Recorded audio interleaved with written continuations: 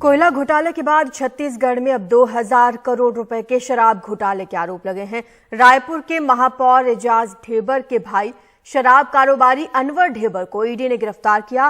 Court से ढेबर को 4 दिन की रिमांड पर भेजा गया है। प्रवर्तन निदेशालय का आरोप है कि अवैध शराब सिंडिकेट के भ्रष्टाचार के पैसों का चुनाव में इस्तेमाल किया गया था। ये रायपुर के महापौर, कांग्रेस नेता और मुख्यमंत्री भूपेश बघेल के करीबी एजाज ढेबर के भाई अनवर ढेबर हैं। प्रवर्तन निदेशालय की माने तो छत्तीसगढ़ में अनवर अवैध शराब के सिंडिकेट के सरगना हैं। रायपुर की विशेष पीएमएलए अदालत में दायर आवेदन में ईडी ने दावा किया है कि सिंडिकेट में बड़े अधिकारी और सियासी लोग भी शामिल हैं। ईडी ने कहा है कि उसकी जांच में पता लगा है कि 2019 से 2022 के बीच राज्य में बिक्री की कुल शराब में 30 से 40% अवैध शराब थी। सरकारी शराब दुकानों में लिस्टेड ब्रांडेड शराब के साथ 30 से 40% देसी शराब बेची गई, जिसका राजस्व सरकार को नहीं मिला। आईएएस अधिकारी अनिल टुटेजा रिश्वत की रकम इकट्ठी करते थे। ये सिंडिकेट अपना हिस्सा निकालकर बाकी राशि राजनीतिक हस्तियों को प्रचार के लिए भेज देती थी। ईडी का दावा है कि अनवर और टुटेजा के बीच 14 करोड़ रुपए से ज्यादा के ट्रांसफर होने के सबूत उसके पास हैं। इस सिंडिकेट ने 3 साल में राज्य को 2000 करोड़ का चूना लगाया। हालांकि आरोपी के वकील मामले को राजनीति से प्रेरित बता रहे हैं। ये जो मामला बना है, जो इनकम टैक्स रेट को उन्होंने बेस बनाया है 2020 की, 3 साल हो गए हैं। जो प्रोसीड ऑफ क्राइम जिसको कहा जाता है, 1 रुपए भी किसी से आज तक जब्त नहीं किया गया है कि जो एक्साइज से संबंधित हो। तो 3 साल लगभग हो गए हैं और जो बचाव पक्ष ने हमने वहाँ पे यही दलील रखी है कि इनका जैसा डिमांड फॉर्म है वो इसको पॉलिटिकली वो कर रहे हैं। ईडी के रडार पर दोनों ढेबर बंधु हैं। महापौर एजाज ढेबर से भी लगातार पूछताछ हो रही है। एक भी आदमी, एक भी चीज, अगर कोई भी मेरे मोबाइल से, मेरे घर से कोई भी चीज अगर बरामद होगी तो मैं आपके सामने बोलता हूं कि मैं पूरी तरीके से राजनीतिक संन्यास ले लूंगा। मैं सिर्फ समाज सेवा करता हूं, लोगों का काम करता हूं, लोगों की मदद करता हूं, नगर निगम का जो काम है वो करता हूं, उसके अलावा मैं कुछ नहीं करता। बीजेपी इस मामले में हमलावर है। पवित्र गंगा जल हाथ में लेकर कसम खाने वाले भूपेश बघेल जी, कांग्रेस पार्टी, दारू का पैसा कहाँ गया? सरकारी खजाने में डकैती, जो 15 साल में कर्जा नहीं हुआ।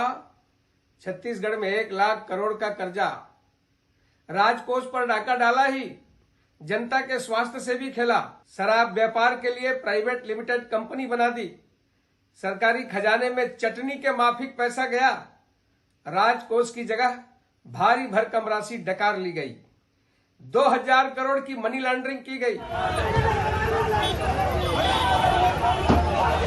अनिल टुटेजा के खिलाफ इनकम टैक्स ने दिल्ली की अदालत में आरोप पत्र दायर किया है। पिछले साल प्रवर्तन निदेशालय ने इसी आधार पर PAMAL के तहत मामला दर्ज किया था। छत्तीसगढ़ में ईडी की लगातार कार्रवाई जारी है और चुनावी साल होने की वजह से कांग्रेस की मुश्किलें बढ़ सकती हैं। वजह भी साफ है कि ईडी के रडार में वही लोग हैं जो कांग्रेस सरकार के करीबी हैं। रायपुर से जुल्फिकार अली, NDTV इंडिया के लिए। केंद्र सरकार ने 2 साल पहले पोषण ट्रैकर ऐप लॉन्च किया। मकसद ये था कि तकनीक के जरिए कम वजन वाले बच्चों की पहचान हो और पोषण सेवा को बेहतर बनाया जाए। लेकिन इसी ऐप ने ये बताया कि मध्य प्रदेश में लाखों बच्चों को नाश्ता और गर्म खाना नहीं मिल रहा। हजारों आंगनबाड़ी केंद्र खुले ही नहीं हैं। खुद ये रिपोर्ट महिला बाल विकास विभाग ने जारी की, लेकिन 5 दिन बाद इस बारे में जब सवाल पूछा गया तो सरकार ने कहा कि मामला वितरण में गड़बड़ी का नहीं है बल्कि तकनीक में खामी का है। हालांकि जब राजधानी भोपाल में NDTV की टीम पड़ताल करने के लिए उतरी तो हमने क्या देखा, रिपोर्ट देखिए।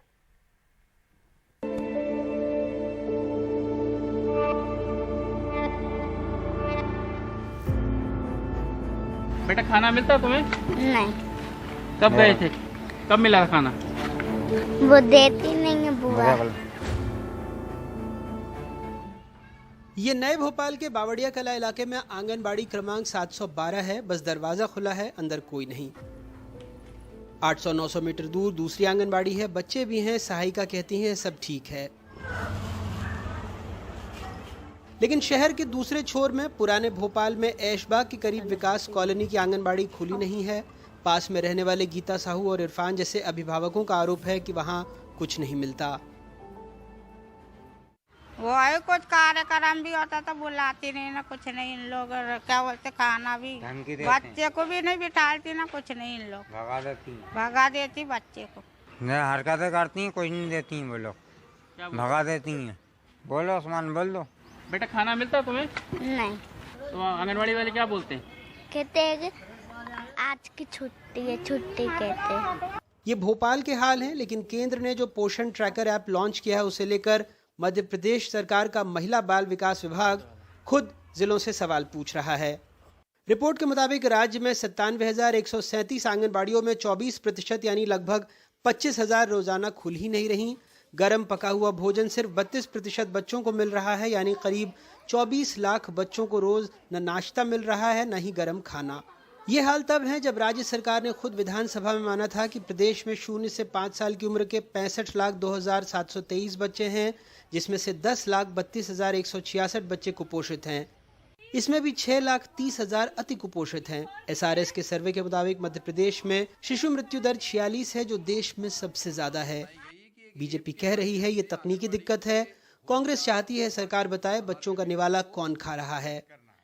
अब चूंकि नई व्यवस्था बनी है और वो टेक्निकल व्यवस्था है, उस व्यवस्था को नीचे तक 100% लागू होने में थोड़ा सा समय लग रहा है। कई जगह नेटवर्क इशू है, कई जगह आंगनवाड़ी कार्यकर्ताओं को ऐप चलाते नहीं आ रहा है प्रॉपर समय पे। इस वजह से इस प्रकार का कोई एक आंकड़ा आने का काम हुआ है, परंतु वास्तविक में इस प्रकार का नहीं है जैसा बताया जा रहा है। इन आंकड़ों पर मध्य प्रदेश के मुख्यमंत्री माननीय शिवराज सिंह जी चौहान ने खुद कहा था कि कुपोषण मेरे माथे पर कलंक है। 25,000 आंगनवाड़ियाँ खुल ही नहीं रही हैं, सिर्फ पेपरों पर चल रही हैं। ना बच्चों को नाश्ता मिल रहा है, ना उनका भोजन मिल रहा है। तो इस नाश्ते और भोजन की राशि को कौन डकार रहा है? इस बात का जीरो टॉलरेंस का दावा करने वाले मुख्यमंत्री जी को खुलासा करना चाहिए। मोबाइल और पोषण ट्रैकर को लेकर एक और दिक्कत के बारे में हमने 8 महीने पहले बताया था कि कई जिलों में मोबाइल इतनी घटिया क्वालिटी का है जिससे काम संभव नहीं है। मोबाइल नहीं मिला। आपके पूरे ब्लॉक में किसी को मिले या नहीं मिले? नहीं मिले। मुझे मोबाइल मिला था 2020 नवंबर में, और अभी फिलहाल की स्थिति में मोबाइल बंद हो चुका है। तो अब हम अपना ये जो विभाग का काम है वो अपने पर्सनल मोबाइल से करते हैं। हमें 2017 में कार्बन कंपनी के मोबाइल दिए गए थे, जो कि अब किसी काम में नहीं आ रहा है, सब डिब्बे बने हुए। ये 27 साल हो गए। अच्छा, ये बताइए 27 साल में आपको कोई मोबाइल वगैरह शासन की ओर से मिला? नहीं, मोबाइल नहीं मिला। मोबाइल कार्यकर्ता दिए गए? नहीं, अभी आए नहीं है, जब आएंगे तब वितरण हो जाएंगे। बहरहाल इस मामले में विभाग ने कैमरे पर तो कोई प्रतिक्रिया नहीं दी, लेकिन बताया कि गफलत केंद्र और राज्य सरकार के ऐप को लेकर के है। वो रोजाना 28 लाख से ज़्यादा बच्चों को नाश्ता और गर्म भोजन करवा रहे हैं। अगले 2 महीने में वो पूरी तरह से संपर्क ऐप के बजाय पोषण ट्रैकर ऐप के जरिए ही काम करने लगेंगे। बहरहाल ये सरकारी पक्ष था, लेकिन जिस राज्य में शिशु मृत्यु दर देश में सबसे ज़्यादा हो, जहां लाखों बच्चे आज भी कुपोषण का दंश झेल रहे हैं, ऐसी प्रतिक्रिया और ऐसी सफाई बेमानी ही लगती है। भोपाल से कैमरा पर्सन रिजवान खान के साथ अनुराग तिवारी, NDTV इंडिया।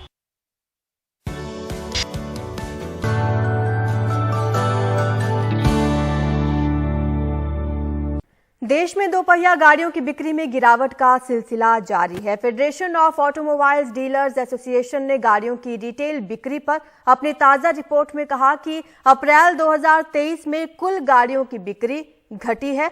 सबसे ज्यादा गिरावट दोपहिया गाड़ियों के सेगमेंट में दर्ज की गई। इनकी बिक्री पिछले साल अप्रैल के मुकाबले इस साल अप्रैल में 7% घट गई है। ऑटो डीलर्स ये मानते हैं कि अप्रैल में बेमौसम बारिश और ओलावृष्टि की वजह से ग्रामीण अर्थव्यवस्था पर असर पड़ा है।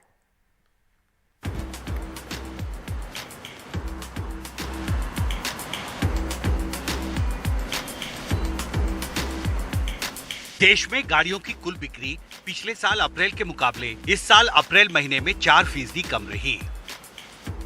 Federation of automobile dealers association यानी फाडा ने देश में गाड़ियों की रिटेल बिक्री पर अपनी ताजा रिपोर्ट में ये खुलासा किया है।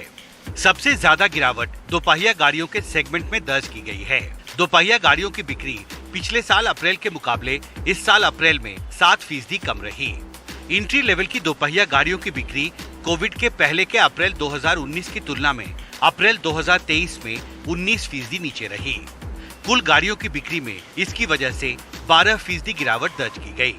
ये समय है जब सरकार को 28% जीएसटी जो टू व्हीलरों में लगता है उसको 28% से 18% किया जाए। मैं उम्मीद करता हूँ कि आने वाले समय में थोड़ा मॉनसून अच्छा रहे। अगर एल नीनो का प्रेडिक्शन यूएस के 3 बार ऑलरेडी कर चुके हैं और ग्रामीण अर्थव्यवस्था थोड़ी स्ट्रेस में ज़्यादा चल ही रही है, लगातार रिकवर नहीं कर पाई है और अच्छे मॉनसून की उम्मीद करते हैं। अगर नहीं हुआ तो शायद ग्रामीण अर्थव्यवस्था की जो रिकवरी है जो लगातार डिले होते जा रही है उसमें और समय लग सकता है। पिछले 8 महीनों में पहली बार पैसेंजर व्हीकल्स की बिक्री में भी अप्रैल में 1% की गिरावट दर्ज की गई है। ऑटोमोबाइल डीलर्स के मुताबिक BS4 की जगह BS6 आने से एंट्री लेवल की दोपहिया गाड़ियों की कीमत 38,000 रुपए से 40,000 रुपए रेंज से बढ़कर 60,000 रुपए तक पहुंच गई है। ऑटो लोन महंगा होने से EMI भी बढ़ गई है। पेट्रोल और डीजल की कीमतें भी ऊंचे स्तर पर बनी हुई हैं। 110 सीसी की मोटरसाइकिल और दूसरी दोपहिया गाड़ियों की बिक्री में सबसे ज्यादा गिरावट ग्रामीण इलाकों में दर्ज की गई है, जहां पर आमतौर पर ये सबसे ज्यादा बिकती हैं। अब federation of automobile dealers association ने ये मांग की है कि जीएसटी काउंसिल दोपहिया गाड़ियों पर लगने वाली जीएसटी को 28% से घटाकर 18% करने पर गंभीरता से विचार करे। ऑटो इंडस्ट्री के जानकारों के मुताबिक ग्लोबल री इंश्योरेंस कंपनियों ने पिछले दिनों में 40% से 60% तक रेट बढ़ा दिए हैं। इसकी वजह से यात्री कारों, बाइक और कमर्शियल गाड़ियों के लिए बीमा की प्रीमियम दरों में अगले कुछ महीनों में 10 से 15% तक की वृद्धि होने की संभावना है। क्योंकि इनपुट कॉस्ट बढ़ती जा रही है और कंपनियां भी हर साल जो है प्राइस 2 बार 3 बार प्राइस बढ़ा देती हैं। पेट्रोल की प्राइसेस भी कम नहीं हो रही हैं और रेट ऑफ इंटरेस्ट जो है बढ़ते जा रहे हैं, तो उनकी कस्टमर्स की EMI बढ़ती जा रही हैं। लोगों के पास महंगाई के कारण से पैसा वैसे ही बचत कम होती है तो दे नहीं पाते, तो इसलिए वो जो गाड़ी 3-4 साल में बदलना लेते थे वो अब उसको पोस्टपोन किए जा रहे हैं। जाहिर है कोरोना संकट के दौरान दोपहिया गाड़ियों की बिक्री में जो मंदी आई थी उसके असर से ऑटोमोबाइल सेक्टर को उबरने में अभी काफी वक्त लगेगा। दिल्ली से अश्विनी मेहरा के साथ हिमांशु शेखर, NDTV इंडिया।